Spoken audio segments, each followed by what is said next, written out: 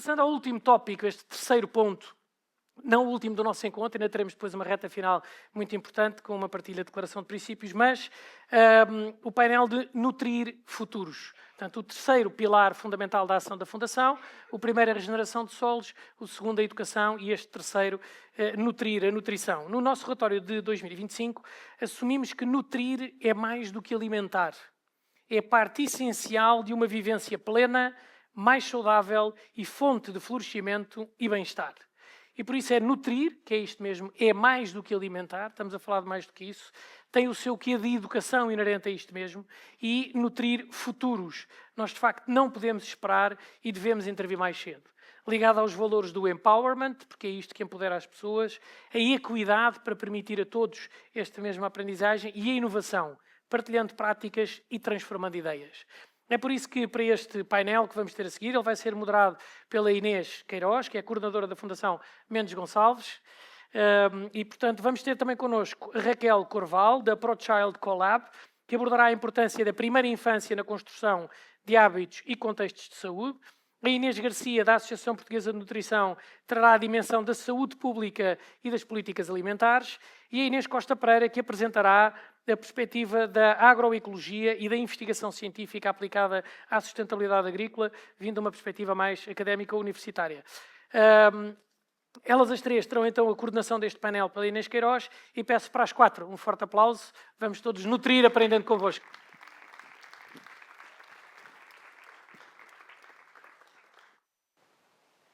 Eu vou explicar porque é que a Raquel fugiu, porque ela achou que isto era um encontro de Ineses e pensou, é melhor eu ir ali para o cantinho, porque elas não me querem no grupo. Boa tarde a todos. Obrigada por estarem aqui. Eu queria começar por agradecer a minha presença aqui e o privilégio de fazer parte desta celebração. Eu não faço parte deste projeto desde o início e se há um ano me perguntassem se eu estaria aqui hoje na Golgã, sentada nesta cadeira com estas três pessoas, eu diria nem pensar. E a verdade é que a vida tem estes encontros, estas felicidades de nos colocar onde nós menos esperamos, a aprender, a partilhar e, no fundo, a colaborar uns com os outros, que eu acho que é um verdadeiro privilégio. E, por isso, o meu primeiro agradecimento vai para o facto de poder fazer parte desta equipa. Carlos, Conceição, Tiago, muito obrigada. Tem sido fundamental para mim, para o meu crescimento e acho que espero poder devolver à Golgã um bocadinho daquilo que a Golgã me está a dar. Começo aqui pelo nosso painel, não é? O painel Nutrir Futuros, que é algo que é muito importante para nós, não é? Estamos aqui 4 mulheres, o que já é, assim, também não muito comum ainda nos dias de hoje, mas gostaria muito que vocês as três me pudessem ajudar aqui nesta reflexão. Vou começar por fazer uma pequena apresentação de cada uma, porque acho que é necessário, porque vem de áreas bastante diferentes, embora acho que tenhamos aqui muitos pontos de contacto para falar o que é isto de nutrir o futuro e de que forma é que em cada uma das vossas áreas de atuação vocês podem realmente contribuir para isso, mas acho que faz sentido aqui apresentá-las. Portanto, tenho aqui já à minha esquerda a Raquel Corval. A Raquel é licenciada em Psicologia e doutorada em Psicologia Aplicada pela Universidade do Minho. Desenvolve um trabalho como coordenadora e investigadora no eixo de desenvolvimento e educação do laboratório cooperativo ProChild, que ela nos vai explicar daqui a pouco o que é. Mas convém aqui destacar que que trabalha principalmente projetos centrados na capacitação de profissionais de creche e das famílias. Entre os vários projetos atualmente em curso, destaca-se uma aposta em abordagens multinível no contexto profissional em creche, resultando de uma parceria que tem com a Fundação Belmiro de Azevedo. Nas suas áreas de interesse e atuação, centram-se essencialmente nos primeiros anos de vida, algo que é muito querido aqui da nossa Fundação, especialmente o 0 aos 3. É coautora de vários artigos publicados em revistas nacionais e internacionais e tem um trabalho muito desenvolvido no contexto colaborativo de famílias e educação de primeira infância. A Inês Garcia, a nossa segunda convidada, aqui ao meio, é nutricionista, licenciada em Ciências da Nutrição pela Faculdade do Porto, mestre em Ciências do Consumo e Nutrição também pela Faculdade de Ciências da Universidade do Porto, assessora técnica da Associação Portuguesa de Nutrição, coordenadora editorial adjunta da revista científica e profissional da Associação, que se chama Ata Portuguesa, e tem um trabalho muito ativo em projetos de intervenção comunitária com um enfoque na literacia alimentar, que é um dos pilares também aqui da nossa atuação, principalmente, que cruza, na verdade, todos os 3 programas da Fundação Mendes Gonçalves, mas que nós, no contexto de nutrição, temos tido também bastante cuidado na produção de conteúdos que promovam a literacia. Por fim, temos aqui a Inês Costa Pereira, que tem assim um currículo muito diferente, não é? Fez um bocadinho de tudo. É uma arquiteta paisagista, mestre em cidadania ambiental e participação. E concluiu há pouco tempo, não é? Está à espera para a defesa de um doutoramento sobre transição arqueológica, agroecológica da agricultura familiar em Portugal. E isto é que eu acho bastante interessante, esta transição e este trabalho e o enfoque na comunidade. Trabalhou em projetos de arquitetura paisagista, ordenamento do território, desenvolveu atividades em educação ambiental com crianças e pessoas desempregadas. Desde 2019 dedica-se sobretudo à agroecologia. Integra o grupo de investigação da Escola Superior Agrária de Viseu, é um bocadinho com esse chapéu que aqui chega, e participou na organização do 10º Congresso Internacional de Agroecologia. Esteve no início do projeto Caravana Agroecológica e colabora com a Associação Alimentar Cidades Sustentáveis, no grupo de trabalho de governança, políticas e estratégias. Faz parte do coletivo dinamizador da Rede da Agroecologia em Portugal, que organizou o primeiro e segundo, não é? Foi a primeira e a segunda confluência pela agroecologia, e acredita no papel transformador da ação comunitária. Feitas as apresentações, vamos dar início aqui ao painel. Eu vou começar pela Raquel. Raquel, pedia que nos falasse resumidamente do trabalho da ProChild Collab, nomeadamente neste trabalho que tem desenvolvido na primeira infância e, em especial, no programa de desenvolvimento da educação em creches. Muito boa tarde. O ProChild é um laboratório colaborativo, faz parte de uma rede nacional de laboratórios colaborativos, somos cerca de 40, e o laboratório colaborativo ProChild é um dos poucos mais centrado nestas áreas sociais, portanto já é aqui uma estrutura fora da caixa relativamente àquilo que são os laboratórios colaborativos. No caso específico do ProChild, o objetivo, nós somos uma associação privada sem fins lucrativos, e portanto aqui também tinha como chapéu a FCT, que foi quem nos deu esta validação para o trabalho que desenvolvemos, e estamos muito centrados na infância e portanto na promoção do desenvolvimento e do bem-estar na infância e cada vez mais na primeira infância, através de uma abordagem que é sempre baseada em evidências, colaborativa, integrada, no sentido de encontrarmos soluções inovadoras para aquilo que são os desafios da sociedade, nomeadamente daquilo que é a resposta às crianças e na própria capacitação dos profissionais, dos sistemas, para respostas de elevada qualidade, sempre com esta ideia de erradicar a pobreza e trabalhar no sentido de combater a exclusão social na infância, promovendo aquilo que é o desenvolvimento e o bem-estar das crianças. Para isso, nós temos 3 grandes eixos de intervenção.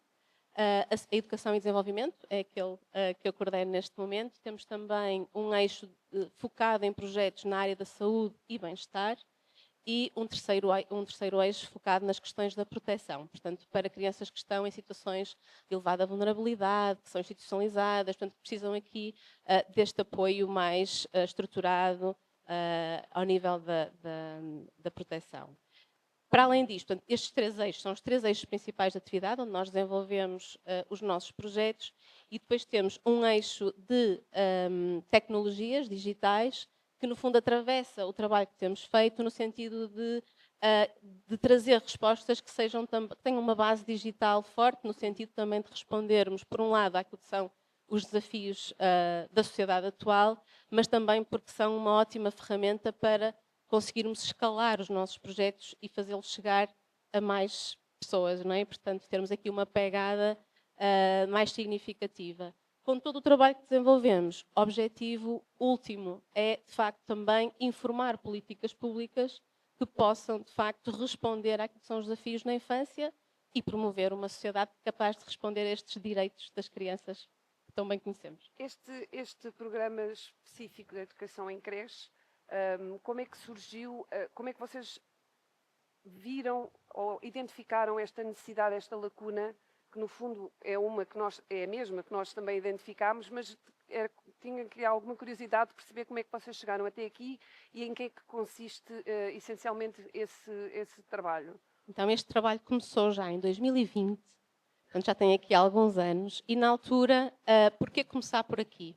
Porque é o início, porque nós temos argumentos de várias disciplinas, várias áreas de estudo que nos mostram que, de facto, o investimento que traz um maior retorno, seja retorno económico, seja retorno em termos de competências ao longo da vida para cada um de nós, tanto a área da biologia, a área da psicologia, a área da economia, tem-nos mostrado que, de facto, este é aquele investimento que mais compensa. E, portanto, começamos no início, não é? Desde o nascimento da criança, e este investimento do 0 aos 3 vem daí, mas não vem só daí, vem também da realidade portuguesa. E, portanto, desde essa altura, desde 2020, cada vez a questão da creche tem estado mais em cima da mesa, no sentido de, todos nós ouvimos já falar da creche feliz, desta iniciativa do Governo, que felicitamos, obviamente, e que teve aqui um papel muito importante na facilitação do acesso de muitas famílias aos contextos de creche. No entanto, não basta disponibilizar lugares, não basta facilitar o acesso, nós temos também que garantir respostas de elevada qualidade nestes contextos. E, portanto, todo o nosso trabalho desde 2020 tem sido no sentido de capacitarmos estes contextos para respostas de elevada qualidade, porque sabemos, e a investigação tem sido clara nisto, que só contextos de elevada qualidade têm um impacto significativo no desenvolvimento das crianças. Portanto, baixa qualidade ou média qualidade não é suficiente para darmos uma boa resposta a todas as crianças, que é aquilo que nós queremos. Estamos aqui a nutri-las desde pequeninas, não é? É nutrir-futuros, não é? Estamos a nutrir-futuros.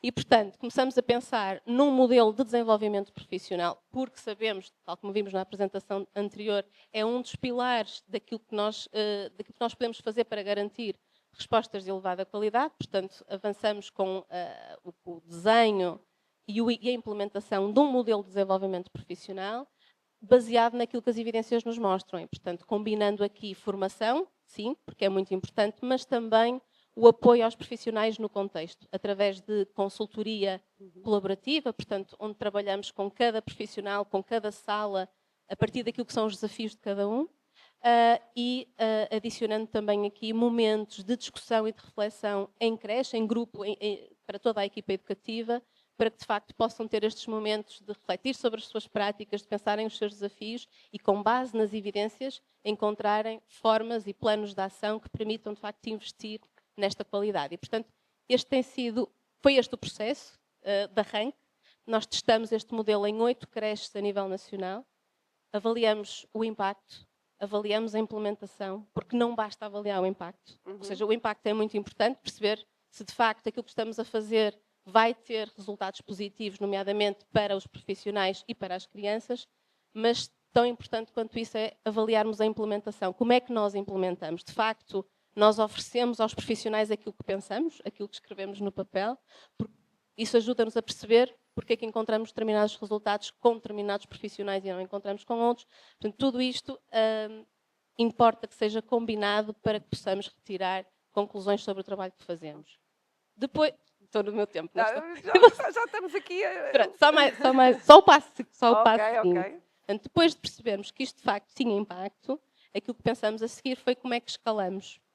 É um modelo complexo, que vai aos contextos, que dá formação, e aquilo que pensamos foi, vamos começar pela formação e vamos escalar a formação a um nível municipal. Isto quer dizer que aquilo que fizemos a seguir foi, em parceria com 2 municípios, Câmara de Guimarães e Câmara de Vila de Conde, escalar a formação para todos os profissionais de creche de um município. E, portanto, o que estamos a fazer agora é oferecer uma formação multinível. E porquê multinível? Porque nós não podemos trabalhar só com educadoras e auxiliares, neste caso, que é quem está diretamente com as crianças, mas precisamos também trabalhar com os outros níveis do sistema e que tenha implicações grandes ao nível dos processos de tomada de decisão naquilo que é a qualidade em creche. E, portanto, há uma formação que é dirigida a educadoras e auxiliares, mas também há uma formação que é dirigida às lideranças pedagógicas e às próprias lideranças institucionais. Portanto, um trabalho transversal. Um trabalho transversal que vai aos diferentes níveis do sistema no sentido de potenciar esta mudança.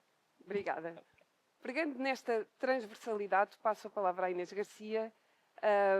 Inês, nós todos percebemos aqui a importância da literacia, não é? Do conhecimento, de passar o conhecimento, de perceber, de fazer estas análises, estes diagnósticos, como a Raquel muito bem falou. E desde a primeira infância a literacia é um fator determinante para definir comportamentos, não é? E no fundo também para nutrir o futuro das nossas crianças. Sei que este é o trabalho que a APN tem vindo a desenvolver, o da literacia alimentar. Quer falar-nos um pouco desse trabalho e de quais os resultados que esperam alcançar com os inquéritos que recentemente terminaram? Sim. Muito boa tarde a todos, antes de mais. É com muito gosto que a Associação Portuguesa de Nutrição está presente neste evento e dar também os parabéns à Fundação Mendes Gonçalves pelo primeiro ano de celebração do trabalho que têm vindo a desenvolver, que é muito meritório.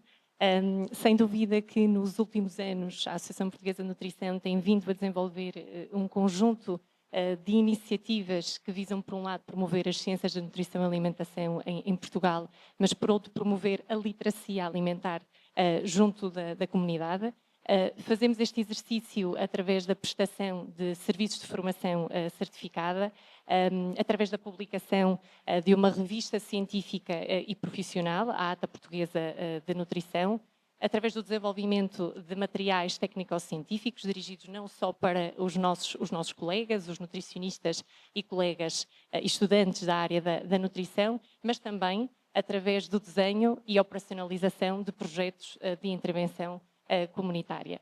A este nível, recentemente, fomos distinguidos com uma menção honrosa por um projeto piloto que desenvolvemos, a Escola Missão Continente, projeto de literacia alimentar, que visava capacitar famílias em situação de vulnerabilidade socioeconómica para a realização de escolhas alimentares conscientes, informadas e promotoras de saúde, em função daquilo que são os recursos disponíveis, físicos e também económicos ou financeiros. Neste estudo procurámos, acima de tudo, medir o nível de literacia alimentar, antes e após a intervenção, e para isso utilizámos uma escala validada de avaliação da literacia alimentar, que foi desenvolvida por nutricionistas da Associação Portuguesa de Nutrição. Percebemos que o projeto foi eficaz na medida em que conseguimos obter um incremento percentual mediano do score global de literacia em 20%, e o que nos leva a refletir que é premente uma exploração integrada de todos os domínios da literacia alimentar, e aqui falo do planeamento e gestão, da seleção, da preparação e do consumo, e também da adequação das nossas intervenções comunitárias ao grupo-alvo com o qual trabalhamos.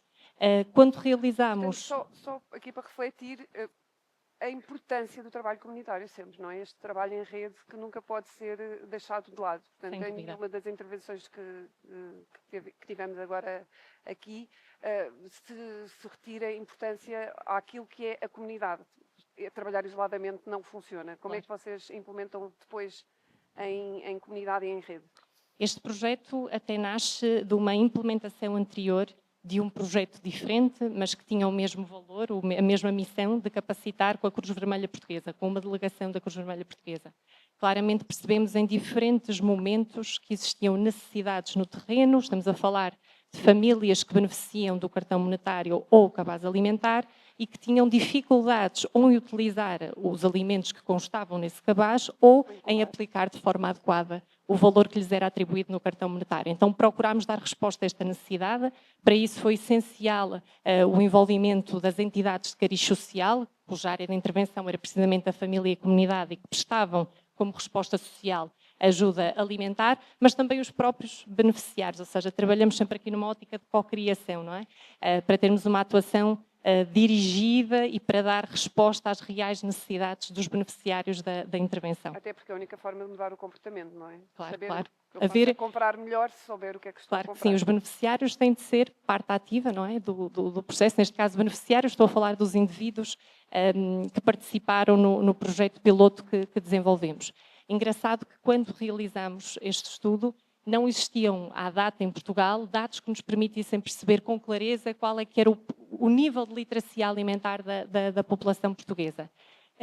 E a Associação Portuguesa de Nutrição, com o apoio da Pitagórica e também do Continente, procuraram dar resposta a esta lacuna do conhecimento e para isso desenvolvemos o primeiro estudo nacional de avaliação da literacia alimentar, que nos mostra que em 2025, em outubro de 2025, o score global de literacia correspondia a 57,5%, o que significa que ainda há uma margem de melhoria significativa. E, para além disso, este estudo mostra-nos que existem diferenças marcadas entre grupos populacionais, porque são os idosos, os indivíduos com 65 ou mais anos, os indivíduos com menores rendimentos, que são portadores de alguma doença que requer cuidados médicos, com um índice corporal mais elevado, que carecem de mais intervenção, porque na realidade apresentam níveis mais baixos de literacia alimentar, o que vem corroborar o que já é reportado na literatura científica.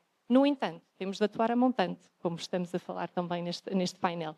Temos de começar aqui a promover a literacia alimentar desde a infância, porque é realmente uma janela de oportunidade incrível para conseguirmos moldar os comportamentos alimentares, promover comportamentos alimentares salutares que persistam, portanto, na vida adulta. Obrigada.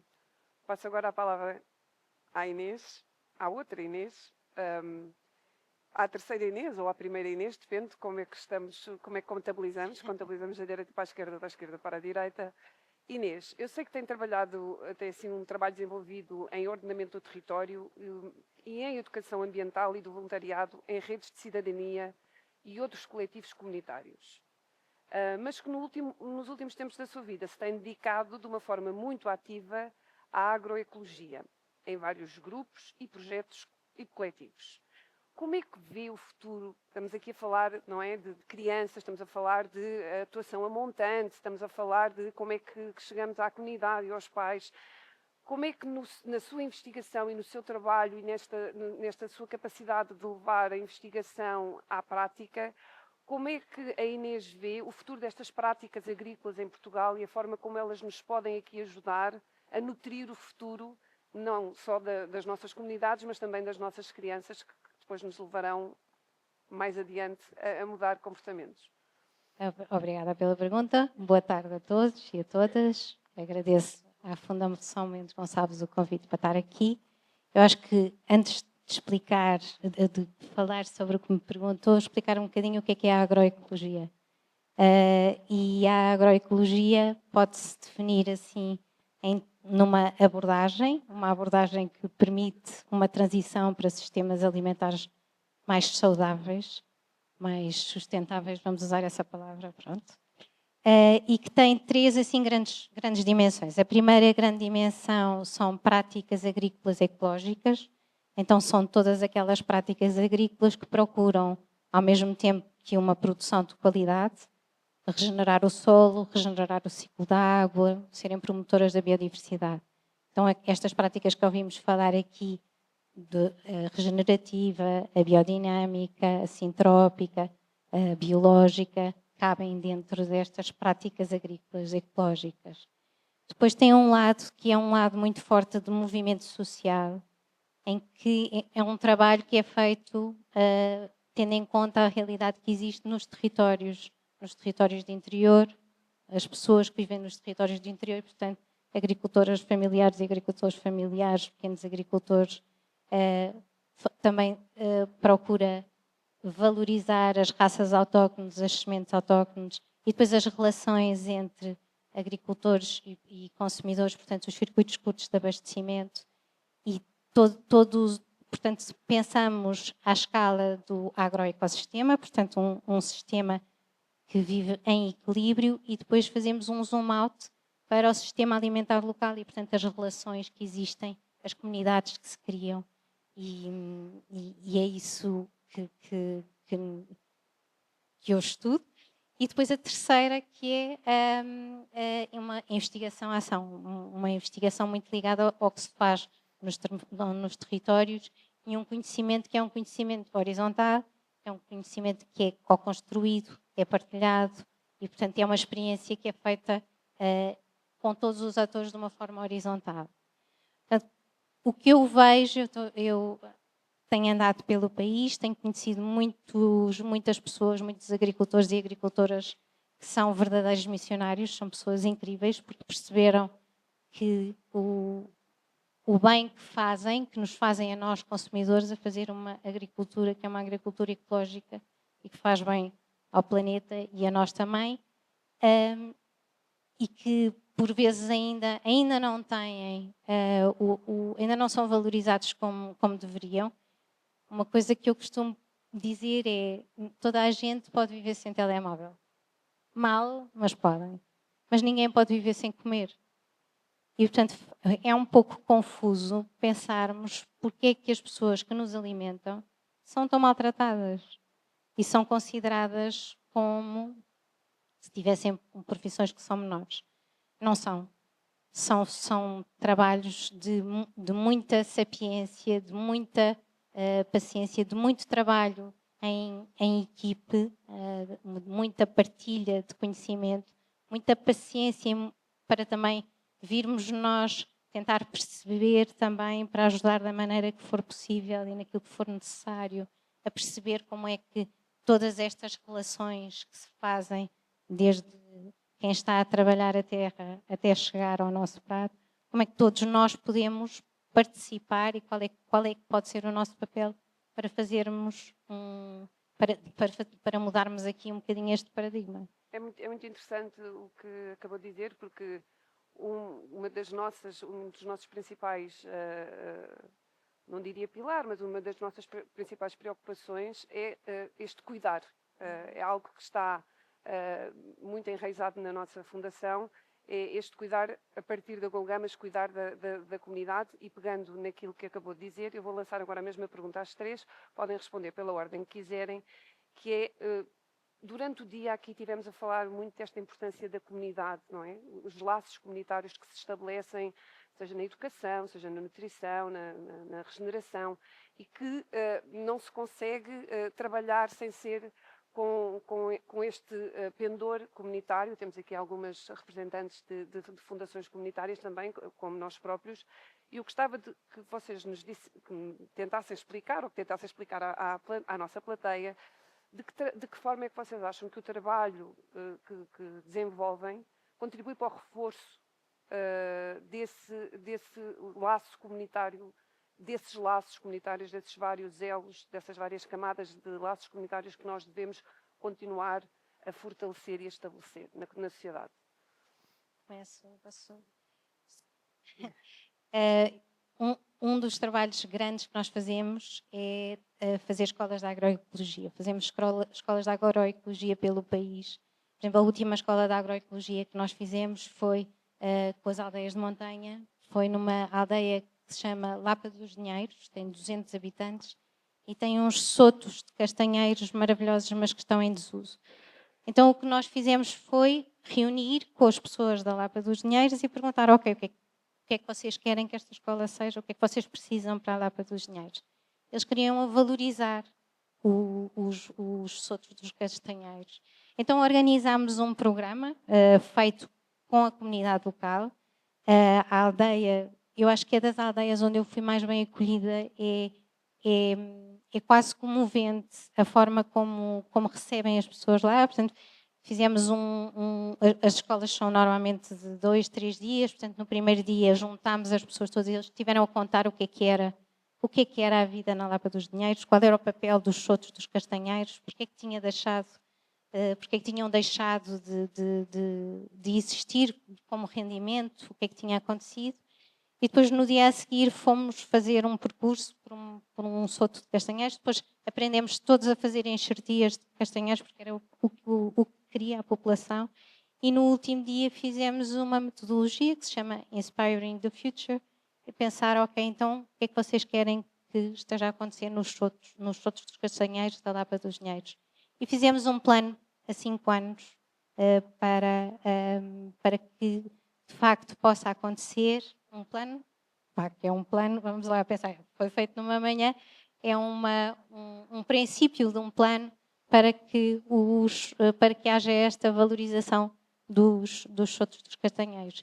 E a partir daqui eles lembraram-se que tinham uma associação que poderia ser a associação que juntaria as pessoas para poderem, em conjunto, comprar uma série de produtos e contratar aquilo que fosse preciso. Portanto, é este trabalho em que cada um traz o seu know-how, vai-se aos territórios, percebe-se o que é preciso. A agroecologia é altamente contexto-dependente, portanto, aquilo que acontece num sistema alimentar na Lapa dos Dinheiros não é o que acontece na Golgã, não é o que acontece. E, portanto, o que é preciso é perceber o que é que existe, quem lá está, o que é preciso e depois a partir daí trabalhar. Portanto, eu acho que é um trabalho muito de bottom-up. Inês. Bem, no contexto alimentar e considerando que a Associação Portuguesa de Nutrição atua muito nesta área de intervenção comunitária, procuramos no desenho dos nossos estudos logo impactar não só de forma positiva a saúde física e mental, mas também lá está a ter um impacto social positivo. Procuramos criar espaços que promovam o diálogo, espaços que promovam o convívio e lá está esta criação ou fortalecimento de laços interpessoais entre elementos da comunidade. Como também referi há pouco, o próprio processo de co-criação, o envolvimento da comunidade no desenho das intervenções, na operacionalização e também monitorização. E nas escolhas também? Ou E seja, nas escolhas. Dando uma... Sim, sem dúvida. Aliás, nós promovemos literacia com a comunidade e não apenas para a comunidade, porque até acreditamos que só assim é que os nossos projetos a longo prazo vão ser sustentáveis. Que é uma forma, as pessoas de alguma forma podem se sentir integradas, parte ativa. Julgadas, não é? Sim. Falando ao contrário, não é? Como a iliteracia alta, às tantas a pessoa sentir-se um bocadinho... Podem, por vezes, não ter o conhecimento científico, exatamente. Mas têm o conhecimento empírico, que portanto, também tem de ser valorizado. O trabalho do reforço positivo em comunidade funciona melhor. Sem dúvida. E enquanto também uma associação que promovemos muito aquilo que é a dieta mediterrânica, não podia deixar de falar também sobre a importância de um dos seus pilares, a convivialidade, que é tão característico da nossa cultura portuguesa, para a criação e fomento destes laços, ou seja, olharmos para o ato de comer, para a refeição, não como uma oportunidade para nutrir, mas também como uma oportunidade para socializar, para partilharmos as tradições, os saberes, os sabores em comunhão. E a este nível, tivemos a oportunidade também de realizar um estudo para caracterizar a convivialidade à mesa em Portugal e aquilo que percebemos é que a população residente em Portugal também valoriza este ato de convívio no contexto da refeição. Considera que as refeições, quando feitas em família, são mais importantes, que são um espaço de diálogo. Considera que quando consomem em companhia, também fazem melhores escolhas alimentares e que o uso da tecnologia também influencia a forma como se alimentam. Portanto, estas interações sociais positivas não são só valorizadas por nós, entidades competentes, mas também pela própria comunidade. Muito obrigada. Raquel. Bom, eu podia ficar aqui o resto da tarde a falar. É verdade. Mas não podemos. Pois não. Como é que esta articulação com a comunidade, de facto, facilita e dá sentido àquilo que tem sido a nossa intervenção. Mas eu vou dar só 2 ou 3 exemplos da forma como esta colaboração e esta integração entre aquilo que fazemos e aquilo que são as necessidades das comunidades onde temos trabalhado tem sido essencial para os resultados que temos atingido. E não há resultados socialmente relevantes, e quando eu falo de socialmente relevantes, estamos a falar, por exemplo, daquilo que estamos a fazer nos municípios em que estamos a chegar a todos. Esse impacto não vai existir se nós não tivermos contextos que abracem o projeto, que compreendam a importância e a relevância deste projeto e que facilitem as condições para que ele possa acontecer. E, portanto, este trabalho foi feito desde o início, nomeadamente a nível do município, a nível do executivo municipal, no sentido de perceber se havia de facto condições para o implementar, a nível dos profissionais, ouvindo-os naquilo que eram as suas necessidades ao nível da formação, neste caso, e percebendo de que forma é que podíamos alinhar e ajustar aquilo que era a nossa oferta com aquilo que são as necessidades dos profissionais. E depois também ao nível da própria formação. Foi muito interessante perceber que nós temos uma formação, como eu dizia, para as educadoras e para as auxiliares, e depois temos uma formação para as coordenações pedagógicas e outra para as lideranças institucionais. No caso das coordenações pedagógicas de um município inteiro e das direções de creche de um município inteiro, o feedback que tivemos foi: isto foi essencial para nos conhecermos uns aos outros, para nos ouvirmos uns aos outros, para refletirmos em conjunto e deixarmos de estar, cada um de nós, na sua casinha. E, portanto, só por isto já valeu a pena e foi, de facto, sentimos no final desta formação, e agora vamos arrancar com outra já no próximo mês, para as coordenações pedagógicas e para as lideranças institucionais, foi muito valorizado esta possibilidade, de facto, de poderem em conjunto pensar aquilo que são os desafios do seu território e pensarem em soluções que possam advir agora, uma vez terminada a formação, como é que nós, de facto, podemos garantir naquele município a continuidade, a partir das próprias lideranças, não é? Desta cultura de desenvolvimento profissional que é essencial para as práticas de qualidade que nós queremos trabalhar em todas as creches. Portanto, esta articulação foi feita a diferentes níveis e sem ela tenho a certeza que nós estaríamos aqui a falar deste projeto da forma como estamos a fazer. Também ao nível dos próprios conteúdos trabalhados. Portanto, isto foi no sentido da implementação, mas os próprios conteúdos também estão muito centrados nas práticas centradas na família, de que forma é que, de facto, as creches e os profissionais de creches podem articular e colaborar e tornar as famílias parceiras neste processo que é o desenvolvimento e a educação de 0 aos 3. E, portanto, isto também fica muito claro nas próprias sessões e, de facto, é sempre um tema muito participado e de facto leva e queremos que leve a melhorias e a processos de reflexão nas próprias equipas. Portanto, há muitos fios que se podem puxar relativamente à articulação com a Esta conversa é ótima, porque se eu tivesse alguma dúvida sobre trabalhar na Fundação Mendes Gonçalves, ela tinha-se dissipado há 10 minutos, quando começámos aqui a discutir começámos aqui esta discussão e eu comecei a perceber todos os pontezinhos, né? Todos os dotes que nós estamos aqui, no fundo, em conjunto, em diferentes geografias, em diferentes contextos, mas todos a tentar responder. E então, lanço-vos uma última pergunta, porque o tempo urge e andamos aqui com atraso acumulado, e as conversas são como as cerejas e ficaríamos aqui o resto da tarde. Mas, como vocês sabem, a primeira infância, não é? Aqui os primeiros 1000 dias, são-nos muito, muito queridos na Fundação Mendes Gonçalves. E muitas vezes pensamos, serão estas crianças que estão agora nesta fase,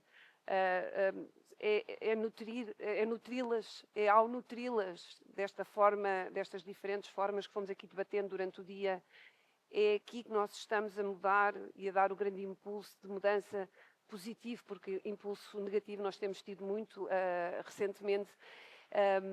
Estamos a prepará-las para um futuro melhor, estamos a nutri-las para uma sociedade diferente. Em que medida é que vocês acham que no vosso campo de atuação estão a contribuir para que estas crianças, estes pequenos soldadinhos da paz ou do futuro podem estar a ser educados e consciencializados neste trabalho em rede, nesta vida em comunidade, nesta escolha mais acertada da alimentação, neste respeito por uma agricultura mais consciente. De que forma é que vocês acham que estão a contribuir para este futuro e se acham que sim, que são eles que podem, de alguma forma, trazer-nos alguma esperança? Posso começar eu? Agora sim. Eu diria que sim, essa é a nossa missão e os projetos que temos desenvolvido vão exatamente nesse sentido. Acreditamos no poder dos primeiros anos de vida, acima de tudo acreditamos que a qualidade das interações que conseguimos oferecer E as experiências que conseguimos oferecer a estas crianças nos 3 primeiros anos de vida podem fazer toda a diferença para o resto do ciclo de vida de cada um, porque é isto que também nos tem mostrado as várias investigações, as evidências que se têm acumulado nesse sentido. É muito interessante porque um dos exercícios que já fizemos em equipa foi olhar para o último relatório do Fórum Económico Mundial e perceber quais são as competências que serão mais valorizadas no mundo do trabalho em 2030. E quando olhamos para essas competências, percebemos que elas são todas, ou quase todas, exceto competências em inteligência artificial, mas quase todas podem ser trabalhadas dos 0 aos 3. A curiosidade, a vontade de aprender, a motivação, a inteligência emocional, a capacidade de se relacionarmos com os outros, a capacidade de resolução de problemas. Nós podemos trabalhar tudo isto dos 0 aos 3 quando temos profissionais qualificados, motivados, valorizados, tudo coisas que estão muito comprometidas quando falamos de creche. Não podemos esquecer todas essas variáveis mais macro e que depois vão ter influência na forma como estes adultos vão estar em interação com as crianças na creche. Daí a necessidade de alargarmos o mais possível esta oferta que em Portugal ainda tem uma taxa de cobertura relativamente baixa, não é? E que cria aqui logo grandes desequilíbrios. E daí a necessidade de investirmos na valorização a todos os níveis destes profissionais. Porque são os que ganham menos, os que têm piores condições de trabalho. E, portanto, tudo isto contribui para... Sim, porque criámos muita ideia que até aos 3, não é? A gente deixa-os ali, cuidar, sentam, não é? estão ali num parquezinho, cuidamos, damos comida, eles dormem. Está tudo ao contrário, não é? porque estes são os anos, não é? Aqueles que podem, de facto, fazer a diferença para o resto da vida. Contamos com o ProChild aqui também para nos ajudar nesta mudança. Obrigada. Agora conseguem-me ouvir. No contexto alimentar, claramente que as crianças são agentes determinantes da mudança. Da mesma forma que um adulto pode, um cuidador, um educador, pode influenciar os hábitos alimentares da criança, da importância do papel modelo e de ser um bom exemplo, a criança também pode ser aqui um veículo de informação para casa e também contribuir para a mudança de hábitos e consequentemente, de comportamentos.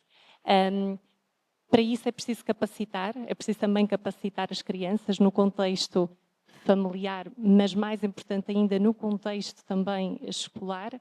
É preciso que esta educação alimentar seja contínua, que não seja pontual e que também seja integrada naquilo que é a rotina diária da criança. Mas também a capacitação por si só não é suficiente, porque precisamos de mudar o ambiente alimentar em que a criança está inserida para que a criança, enquanto agente de mudança, tenha uma estrutura que sustente a capacitação que lhe foi dada. E o que verificamos é que 1 em cada 3 crianças em Portugal tem excesso de peso. Portanto, temos crianças ainda inseridas em ambientes obesogénicos. E é importante promovermos ambientes salutares, promotores de saúde. Temos de aumentar a disponibilidade de soluções de alimentos, bebidas nutricionalmente mais interessantes, torná-las mais acessíveis. Envolver a comunidade, a família, os pares. Temos de envolver as crianças em todo o processo, desde a seleção, à preparação, à confecção dos alimentos. Temos de lhes proporcionar um ambiente para, até no próprio ato do comer, da refeição, quer seja em casa, quer seja num refeitório ou cantina, ter condições que lhe permitam ter a tranquilidade para satisfazer as suas necessidades, mas também ter prazer no ato de comer. Exato. E também socializar no ato social. Como dizia a Inês. Precisamente, ou seja, isto é muito importante, esta interação social. E, portanto, sim, as nossas crianças podem ser vistas como agentes de mudança, mas precisamos de capacitá-las, mas sustentar esta capacitação e mudar o ambiente alimentar. E capacitar quem está atrás, capacitar não é? também quem está os atrás. Os profissionais, os pais, a comunidade. Obrigada, Inês.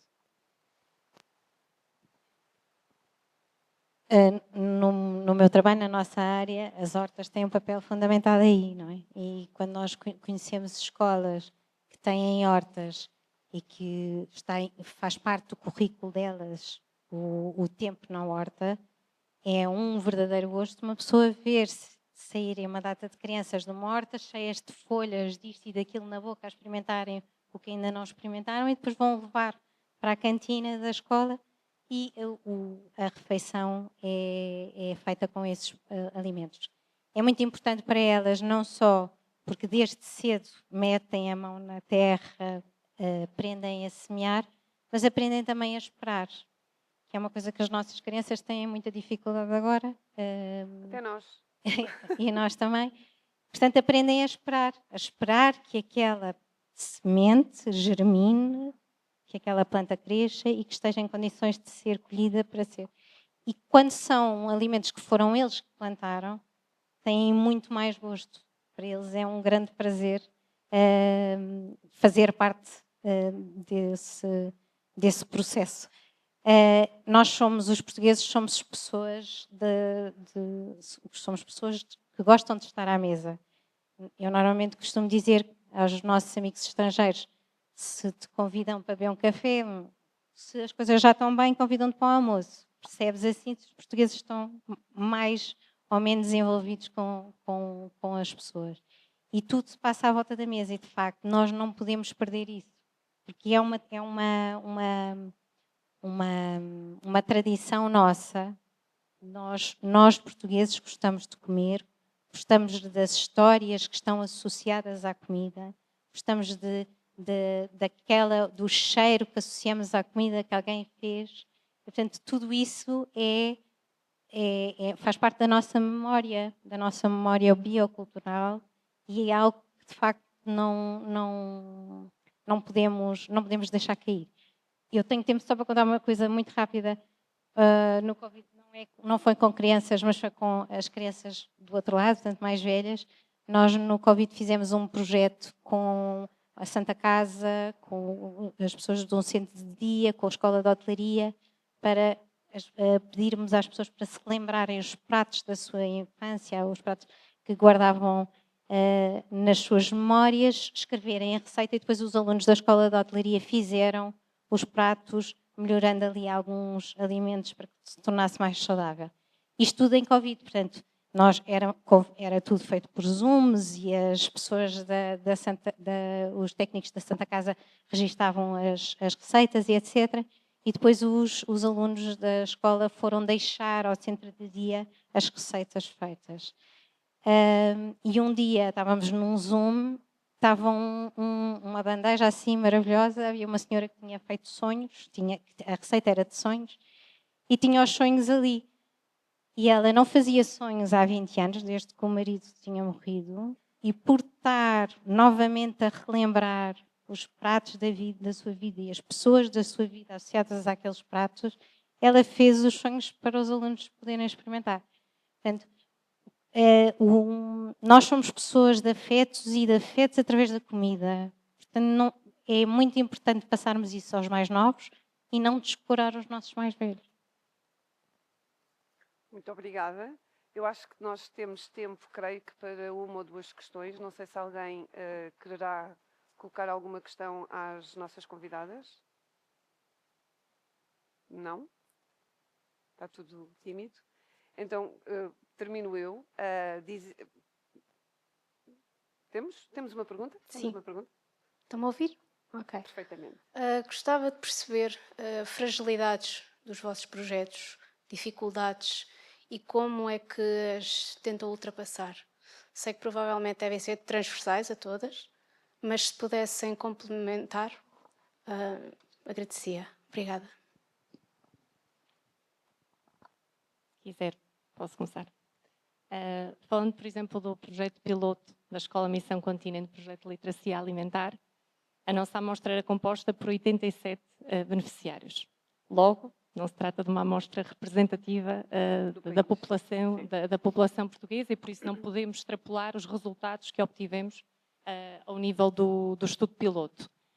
Do ponto de vista operacional, claramente que foi muito desafiante conciliar agendas, porque tínhamos de considerar a disponibilidade dos beneficiários, considerar a disponibilidade das entidades de cariz social, dos chefes de cozinha que também colaboraram connosco nas sessões, por exemplo, da preparação, de cariz mais prático, o que acabou por fazer com que o nosso período temporal desejado para a concretização e o espaçamento entre as ações e sessões não fosse aquele que tínhamos inicialmente idealizado. Depois, o questionário que aplicamos neste contexto, visto que estamos a falar de uma situação de vulnerabilidade, são pessoas que à partida não dispõem de, muitas das vezes, telemóveis, tablets, computadores, para poderem preencher o nosso questionário num formato online. O que faz com que nós não tínhamos tido oportunidade de trancar algumas questões e colocar como obrigatórias, o que fez com que obtivéssemos vários valores omissos para algumas variáveis que tínhamos interesse também em estudar. E o viés de desejabilidade social. Estamos a falar de contextos de muita vulnerabilidade e muitas das vezes há vergonha em responder, ou seja, dão-nos a resposta que é socialmente desejável e não aquela que corresponde efetivamente A pobreza envergonhada. à verdade. Exatamente.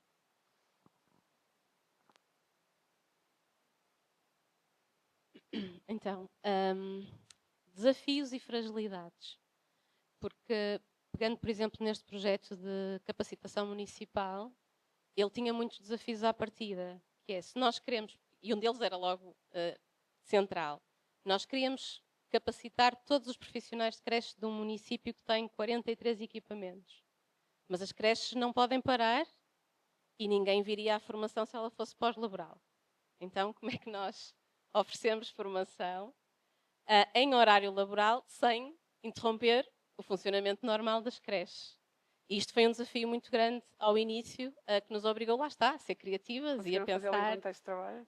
Tinha que ser no horário de trabalho, mas não fazendo parar a creche. Portanto, o que é que nós pensamos? Vamos abrir a mesma formação em todos os dias da semana, e, portanto, há formação à segunda, à terça, à quarta, à quinta, a mesma sessão, de forma a que as creches se pudessem organizar e, portanto, podiam vir 2 elementos à segunda, um à terça, 2 à quarta, um à quinta, e, portanto, fizemos isto em vários cortes ao longo de 2 anos. Não é? Portanto, as pessoas podiam vir no primeiro semestre, ou vinham no segundo semestre, ou vinham no terceiro semestre, ou vinham no quarto semestre, mas sempre com turmas a decorrer todos os dias.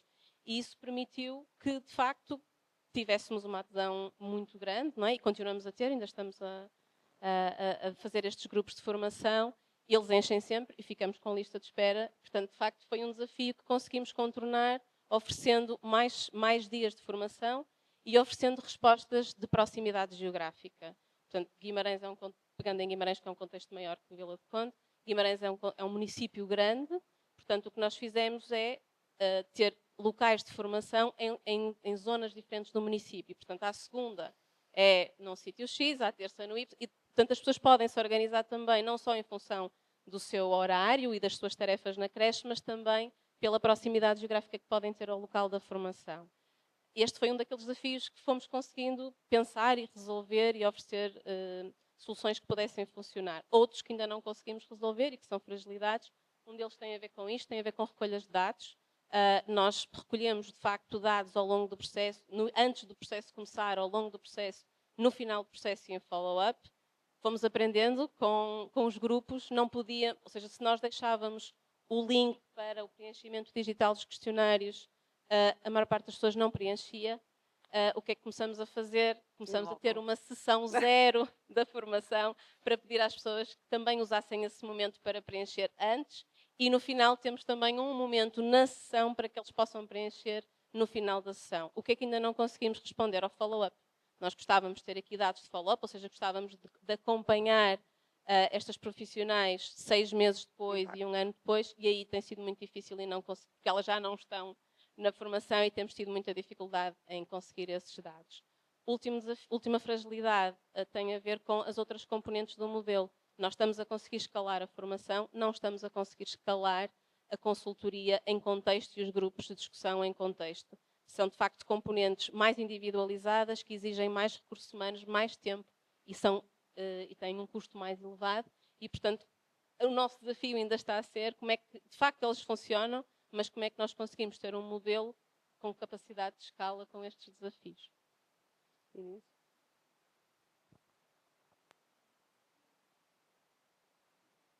Não. Se calhar é para baixo. Não?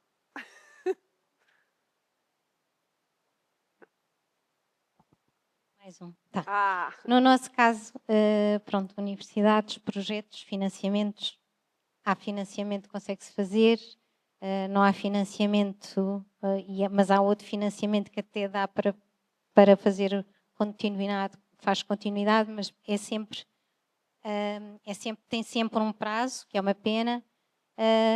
O que eu acho que está a acontecer com o movimento agroecológico português é que nós neste momento já nos estamos a organizar e estamos a criar uma rede, estamos neste momento a escrever uma carta de princípios que até se chama Carta da Golgã, porque a confluência foi aqui na Golgã o ano passado.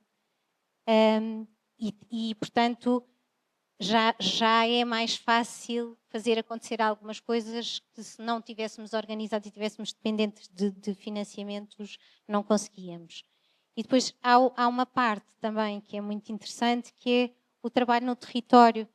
Portanto, também nos socorremos muito uns dos outros a perguntar: olha, eu tenho necessidade de fazer isto, sabes quem é que consegue fazer, sabes quem é que está a fazer isto, sabes quem é que está a não sei o quê. Portanto, a rede funciona muito também para ajudar a desbloquear determinadas situações. Portanto, saímos daqui com a convicção de que trabalhar em rede é imperativo, não é?